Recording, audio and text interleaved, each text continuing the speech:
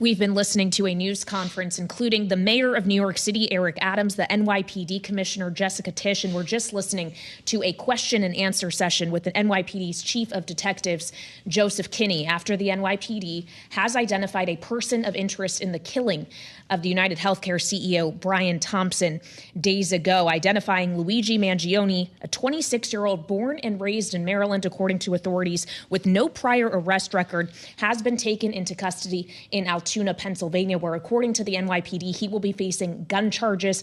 And the NYPD says they will be working with the Manhattan District Attorney, Alvin Bragg, on when this person of interest may be brought to New York to face additional charges there. We also learned, Joe, that the suspect, Luigi Mangione, was in possession of a ghost gun with the capability of firing a 9mm round when he was taken into custody at a McDonald's in Pennsylvania earlier today. Yeah, pretty remarkable, capable of firing a 9mm round, something that could be created on a 3D printer, something that has concerned authorities for a long time. And here we are again talking about this. His last address, Honolulu, even though he is from Towson, Maryland, not that far outside of the nation's capital here.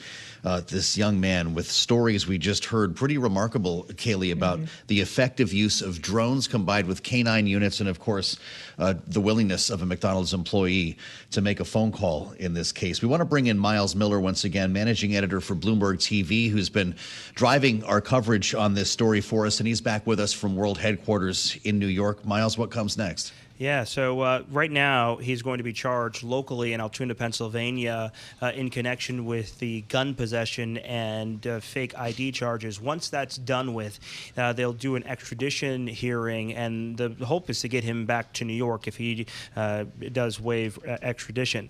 In listening to this press conference, you listened to a story about a 26-year-old man from Maryland who made his way up to New York, had spent so much time here to pre-plan and methodically plan the shooting of this healthcare executive.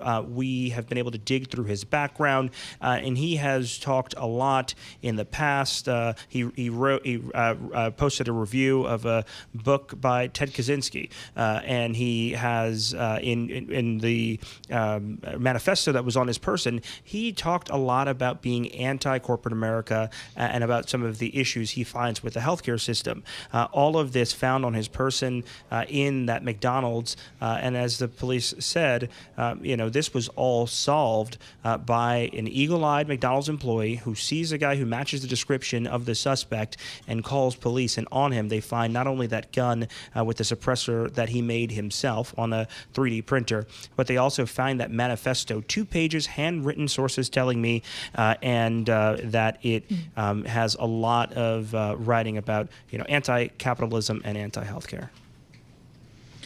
Yeah, we heard from Joe Kenny this idea that he expressed in that manifesto, quote, ill will toward corporate America, although the NYPD did seem to suggest they do not think anyone else is at threat here, as no one else specifically was named. But Myles, they said on multiple occasions, we're not done here. This investigation is going to continue. What details still could surface themselves that they will be looking to uncover that could potentially move this individual from person of interest to a suspect charged with these crimes? Well, they sent off the fingerprints, and they sent off the DNA from that water bottle that was found in the alleyway after the shooting several days ago. Now they will hope to get him to submit to DNA testing and to see if there's a match. They need definitive match to make sure that this is exactly the person. They will do ballistic testing. They'll send that gun to the police lab in Queens and make sure that it is the gun that was used in this, because right now the case has to be firmed up by firm evidence.